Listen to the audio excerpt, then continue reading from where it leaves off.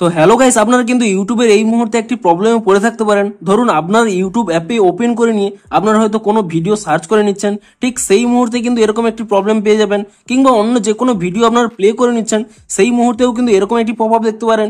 কিংবা আপনারা হয়তো শর্টসগুলোকে স্ক্রল করছেন, ঠিক সেই মুহূর্তেও এরকম একটি পপ আপ কিন্তু দেখতে পারেন। তো এই তিনটি প্রবলেম এখানে কেন শো করছে সেগুলোই জানাবো আজকের এই ভিডিওটিতে, এবং এর কোনো সমাধান রয়েছে কিনা তাও কিন্তু জানাবো এই ভিডিওটিতে। তাই জন্য পুরো ভিডিওটি অবশ্যই দেখতে থাকুন। তো তার আগে ভিডিওটিকে অবশ্যই একটি লাইক করে দিন, এবং এই চ্যানেলে যদি আজই নতুন এসে থাকেন এখনই চ্যানেলটিকে সাবস্ক্রাইব করে রাখুন এরকম নতুন নতুন ভিডিও দেখার জন্য। তো প্রথমে জানা এই প্রবলেমটি কেন হচ্ছে। দেখুন আপনারা কিন্তু এখানে স্পষ্টই দেখতে পাচ্ছেন, এখানে লেখা রয়েছে this content is currently unavailable in this country because of an order from the government related to national security or public order. তো আপনারা যদি ইন্ডিয়া থেকে হয়ে থাকেন তো এই মুহূর্তে আপনাদের এই প্রবলেমটি হতে পারে, কারণ ইন্ডিয়ার গভর্নমেন্ট কিছু কিছু ইউটিউব চ্যানেলকে কিন্তু তারা ব্যান করেছে, এবং এই জন্যই কিন্তু আপনারা সেই সমস্ত ভিডিওগুলো কিন্তু দেখতে পাচ্ছেন না।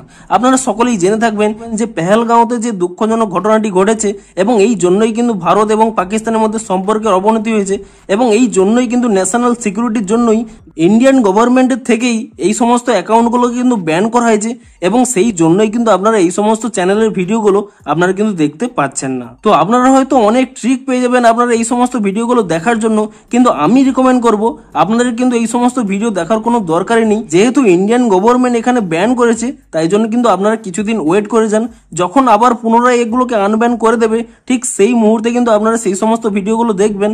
এই মুহূর্তে কিন্তু আপনারা কোনো ট্রিক ফলো করবেন না, এবং আপনারা কিন্তু এই সমস্ত ভিডিও থেকে দূরে থাকুন। কারণ আমাদের সকলের প্রথমেই কিন্তু আপনাদের দেশকে প্রায়োরিটি দিতে হবে, এবং দেশের সরকারের কিন্তু অর্ডার এবং ল গুলোকেও কিন্তু ফলো করতে হবে। তো তাই জন্যই কিন্তু আপনারা কিন্তু এই ভিডিওগুলো কিন্তু দেখবেন না, এবং কোনো ট্রিকও কিন্তু ফলো করার প্রয়োজন নেই।